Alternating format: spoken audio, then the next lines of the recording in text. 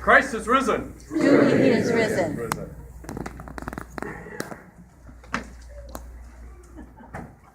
We're going to begin today by looking at this gospel story, the woman at the well, and also hope to say something about Mother's Day today.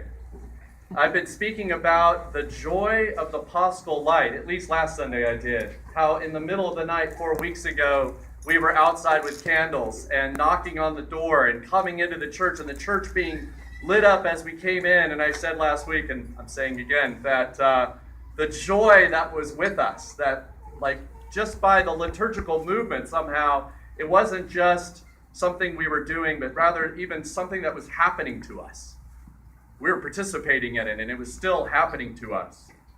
Today, the gospel is not about the light so much as about the light of the resurrection, and uniquely this gospel because the woman at the well's name is Light. That's her actual name, Fotini, or in Russian Svetlana, or English Claire. So whenever you meet a Claire, it's the woman at the well. And in Russia, everyone's named Svetlana, so you meet them everywhere. It's true. These are very popular names to this day, to this minute. The scene takes place at Jacob's well, where Jesus meets the Samaritan woman, and she is used to being an outcast by the Jews. She actually tells Jesus, "You're not supposed to be talking to me. You don't have dealings with us." That's how the conversation kind of gets going. He asked for something from her, and she says, "Well, we don't do that. You don't ask me for anything, and we don't have, whatever's getting ready to happen doesn't happen here." She's astounded by how Jesus treats her. Just astounded. The whole conversation, she just can't figure it out. He doesn't avoid her, he approaches her. He talks to her.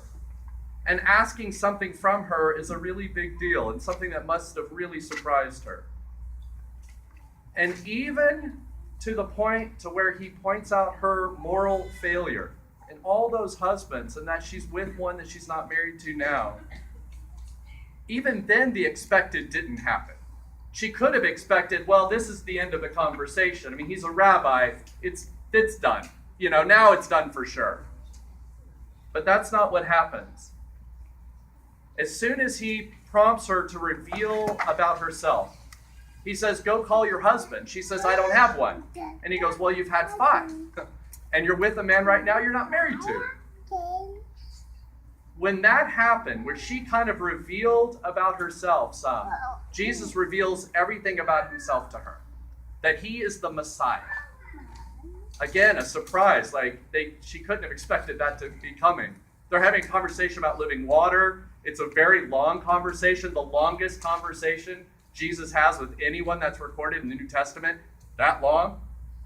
Lots of verses, I forget how many. And but at the end of it, Jesus reveals himself to her as the one. He discloses his identity to her. And here's the truth. Encountering the truth of God and the truth of Jesus Christ by receiving his Spirit is at the same time finding out something about ourselves. We don't always like what we find out about ourselves, like the woman in the gospel today. It was revealed, whatever she thought was hidden, at least from him, a stranger, wasn't hidden. It wasn't hidden from him. And to get to know him is to have to reveal about herself. That the two go hand in hand. We want just to maybe get to know God and not really know ourselves very well, or even flip it. We're very content to know ourselves and justify ourselves or whatever, get to know ourselves, and not that interested in getting to know God, maybe out of a fear of his response. And we have a gospel today that should shatter all of that stuff. Because she has a life that would be an embarrassment to admit to an itinerant Jewish rabbi. But when she does, he only loves her. We need to remember this. We need to experience this, personally experience this. Not as a theory, and not as something that happened to this woman at the well, Fotini, but rather something that we experience with God. That we finally get this. That we finally get this. That he is love, and that we were created out of love. That's what it is to be a human person. We can get confused about this and stop believing it, but it's still true. The foundation of our identity is the love of God, and the love of God was our origin. Embracing the love of God will sustain us, and that's the only thing that can. God's love is inextinguishable and is our hope for fulfillment in life. It is our identity, love is. It's our calling. We are children of love, created from love, of love, and for love. And our existence makes no sense apart from divine love. The woman at the well was trying, but on her level, she was just messing it up, looking for love. It's going to come out in all the wrong places. She was. But love was still the thing she was after. It's like the wiring was still correct. Like how she was made was right. She just had the vision wrong or had the experience of it wrong. And when Christ comes, he says you have to experience it a different way. That's the call for the humans. Your experience of love is heartbreak, period. Loneliness, a disaster. That's not the way love is meant to be. Truly transformational love is also connected to a knowledge of ourselves. So we have to look and say, where have I been looking for love? In the wrong places. Where has that happened? How am I doing it right now?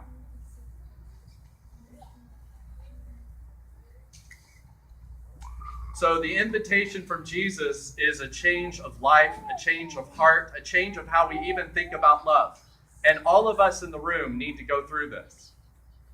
And again, this woman at the well can give us the incredible example of that this is not theory.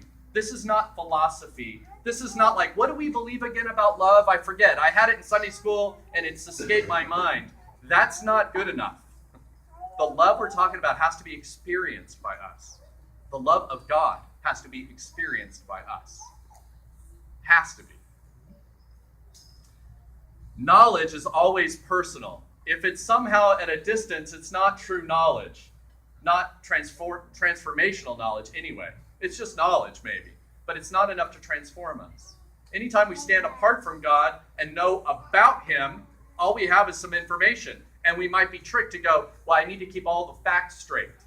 Who is Jesus again? Second person of the Trinity, and trying to remember some stories.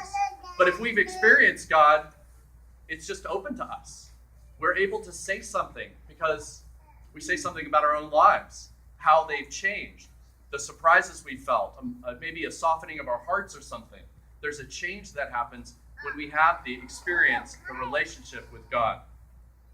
Not theory. So, today, we designate the day as Mother's Day. It's on the civic calendar, not the church calendar. And even though the church calendar is full of mothers, we don't set aside one day for the moms or one day for the dads. It's not a feast day of our church.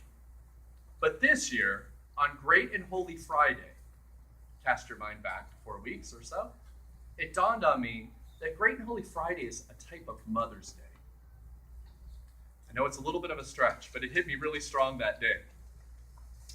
Not in the joys of maternal life, but in the sorrows. Because at the cross, Mary is there. And there is no mom who hasn't experienced sorrow. That just comes with the territory. And then on Pascha, cast your mind back, all the myrrh-bearing women are coming to the tomb. And it hit me again that was a type of Mother's Day. They're the ones who go. And by the way, myrrh-bearing women, I was dictating this into the computer, kept auto-correcting to murdering women. So that's not what we're after here, but I can't help but tell you because I had to keep correcting it. So I'm like, learn myrrh-bearing, smart computers. So it says myrrh-bearing because I went through to make sure I didn't have to try to translate it here. The myrrh-bearing women, on Pascha, they go to the tomb early to anoint the body of Jesus, and there is joy. And there's no mother who hasn't also had the joy just from being a mom. Maybe sometimes the joy and the sorrows are mixed together. But we've had them, all the moms have had this uniquely. So primarily, on Mother's Day, I want to remember the Mother of God.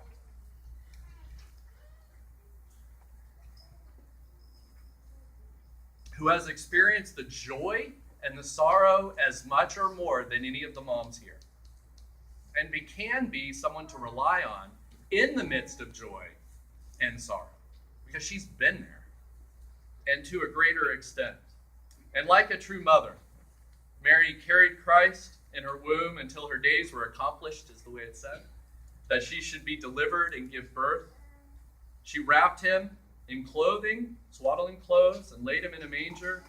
She nursed him. She protected Jesus in the flight to Egypt.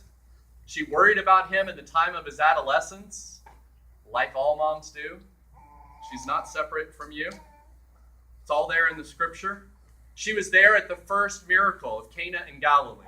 She didn't depart from him. When he went off to work, she was still involved. She was still there at the same party. And she was even there at the torment of the cross. And there is tradition in our church that it wasn't only pious Joseph and righteous Nicodemus,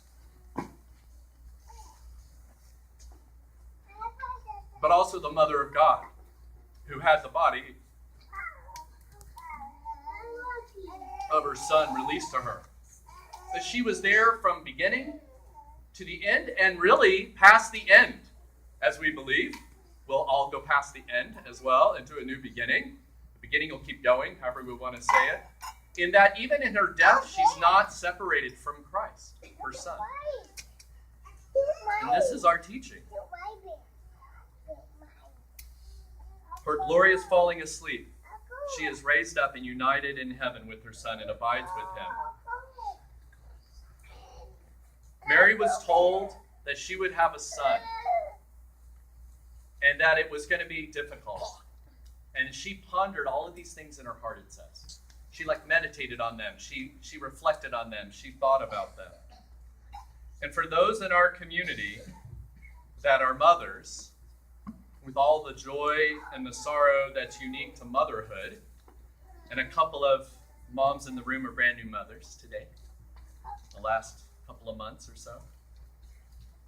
It's important for those who've just started on the journey of motherhood, to the grandmothers in the room, that you remember you're not alone. To call on the Mother of God. Get a copy of her icon if you don't have it. Ask her for her intercessions. Appeal to her. Appeal to her for help and for wisdom. She is quick to give it, for sure, and she has all of it. There's nothing she can't have in regards to wisdom. The Mother of God gathers the entire church, not only a mother to mothers, but a mother to all of us. And so for all of us men in the room too, it's a time not only to remember our own mothers or grandmothers or godmothers, I added spiritual mothers, but also the Mother of God. But for those of us moms, we ask that the Lord would grant you many years' strength,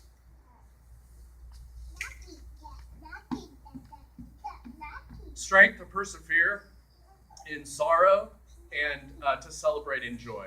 In the name of the Father, and the Son, and the Holy Spirit, Christ is risen. Truly he is risen.